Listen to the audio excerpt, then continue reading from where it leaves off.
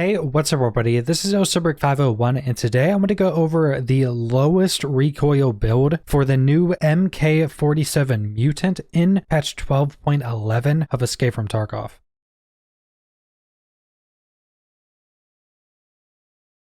Now, just a few disclaimers. There can be a few items that will give lower recoil, but vast majority of people, including me, don't have max out traders, and some parts may not be available on the flea market or may be incredibly rare on the flea market. The only part that I specifically know of that will give this lower recoil is the RK2 grip, which pretty much doesn't exist on the flea market and it requires a level 4 trader. So just keep that into consideration. I will do an update video later on in the wipe once 100% of the parts are easily available, but for right now this is going to be pretty close to the lowest recoil this weapon can possibly be. And if you haven't come across the Mutant yet, it's essentially a 7.62 AR, meaning it gets to use some of the really good modifications that ARs have, allowing it to get some pretty ridiculous stats, as you can see, while also using that 7.62 by 3.9 rounds. So first off, for the sight, you can use whatever sight you want. I personally like using the EOTech XPS30. Now, if you don't know, there was a sight rework with 12.11, so a lot of the sights have changed. Stuff like the PK06 are now completely garbage, and there are some new added sights. All the EOTechs are still pretty much as good as they were before, so I'd recommend going in offline raids or using these sights on less expensive weapons to see what sight you like to use. But if you liked the EOTechs from last wipe, you'll like them just as much this wipe. Then we have the Magpul MBus Gen 2 rear sight just for +1 ergo. Just use whichever one of the rear sights will give you an additional ergo. And then we're going to be using the 409mm barrel. And then that we're going to have the AR-10 Lancer LCH7 12.5 inch handguard. Then we don't have any choices for the charging handle. And then for the stock, if you want to use the absolute best for the stock, you're going to use the anodized red version of the advanced receiver extension buffer tube. Now this will just give you some extra muzzle velocity and some increased accuracy. It's not going to be massively noticeable, so if the red version is much more expensive than just the normal advanced buffer tube, just get the normal one. It's not going to matter a massive difference, but if there's similar prices, just always go with the red one. Then for the actual stock, we're going to use the Magpul PRS Gen 3.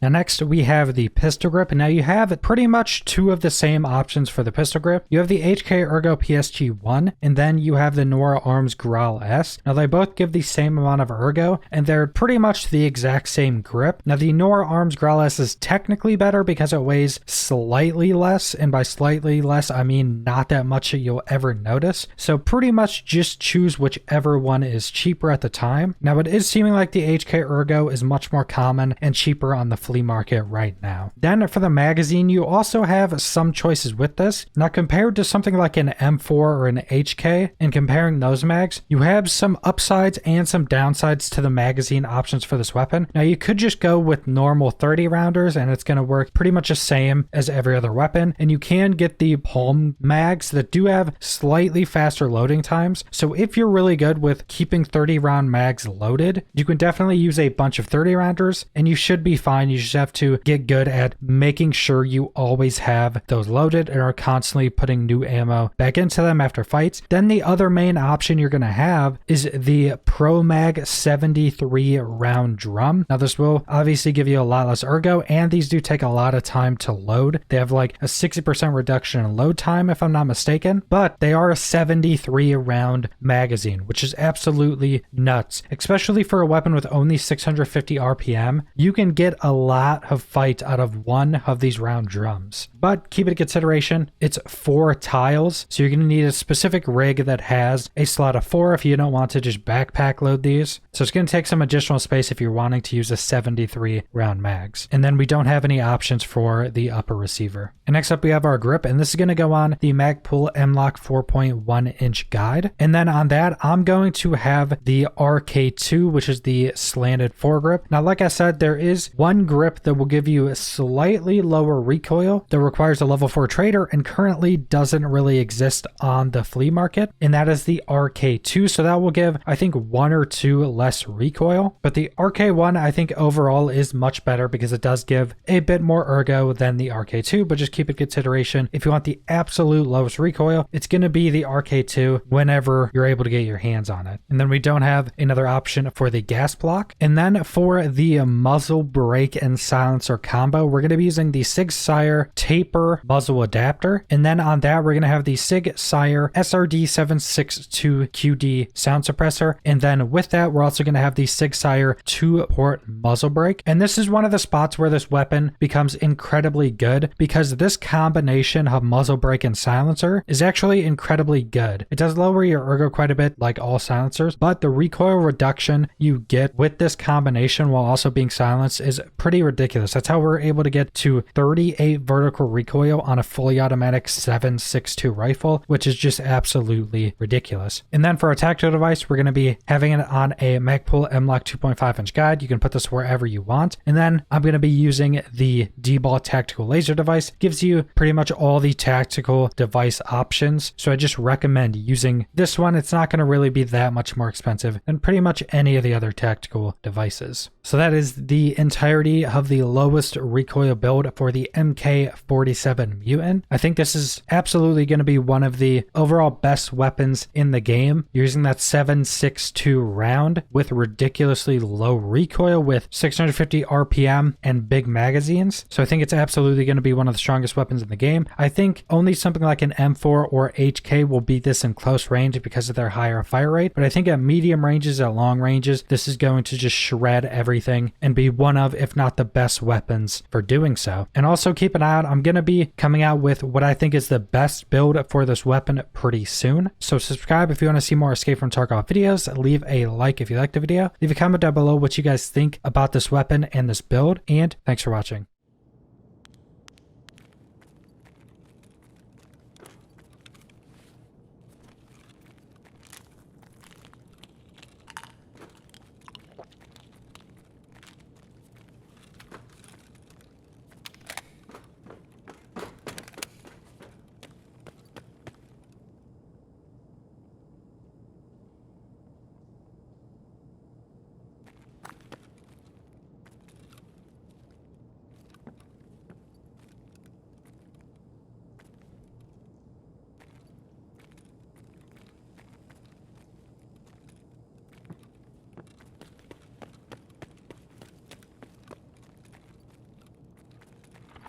Ну чё, попадос вам тут всем, залётные?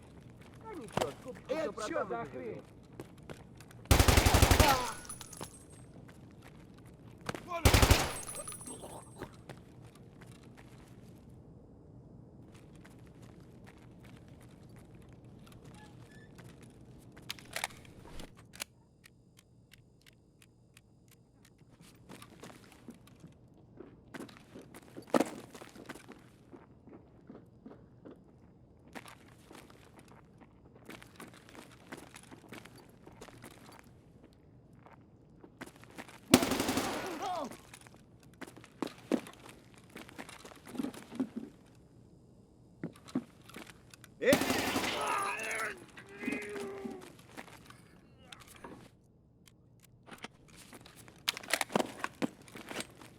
Вали хуесоса!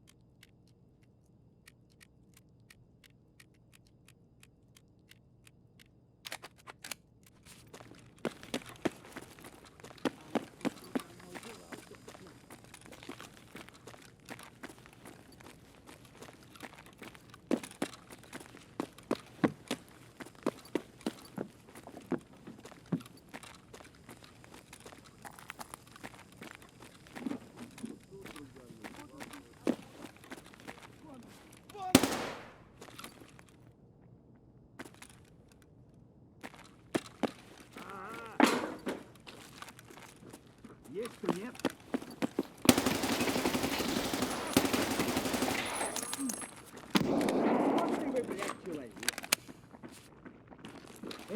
пошел!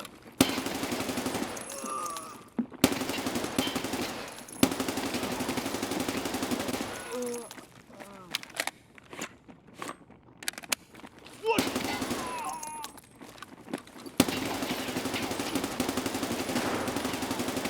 Ты куда пошел? Вон он, блядь, вон он, ебать его!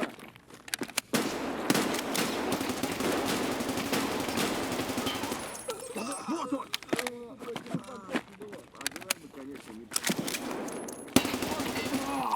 Вон он, сука!